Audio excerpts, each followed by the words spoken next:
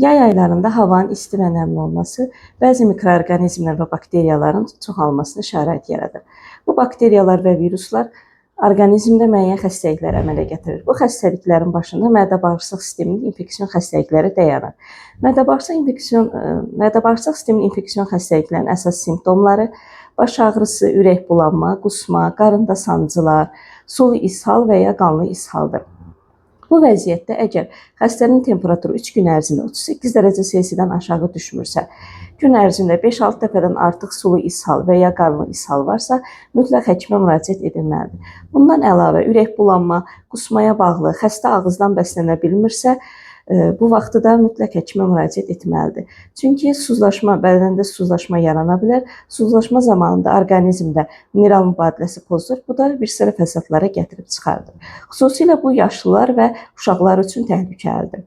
Əgər yüngül vəziyyətdə evdə xəstədə ürək bulanma, qusma, gündə 1-2 dəfə sulu ishal varsa, evdə müalicə ala bilər. Bunun üçün o bol maye qəbul etməli, yağsız və zulalsız pəhrizlə qidalanmalıdır. Bundan başqa ev şəraitində probiotiklər və prebiotiklərdən də istifadə edə bilər. Digər hallarda xəstəxanaya və həkimə xəstə müraciət etməlidir. Bu xəstəliklərin qarşısını almaq üçün mütləq əl gigiyenası və qidalanma gigiyenasına riayət etmək lazımdır. Əl gigiyenası hər qidalanmadan əvvəl mütləq əllər sabunlu su ilə yuyulmalıdır. Bundan əlavə maye qəbuluna da diqqət etmək lazımdır. Təmiz və etibarlı yerlərdən su istifadə olunmalıdır və qaynanmış halda mütləq istifadə olunmalıdır.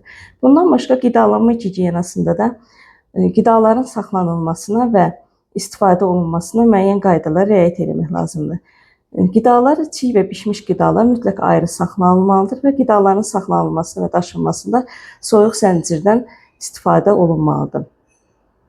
Küçədə açıq şəkildə satılan müəyyən qida məhsullarından istifadə etmək qətiyyən məsləhət deyil.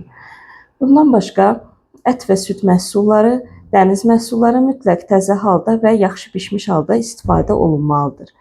Mayonezli salatlar, tortlar və şirniyyat məhsullarından isə uzaq durmaq lazımdır.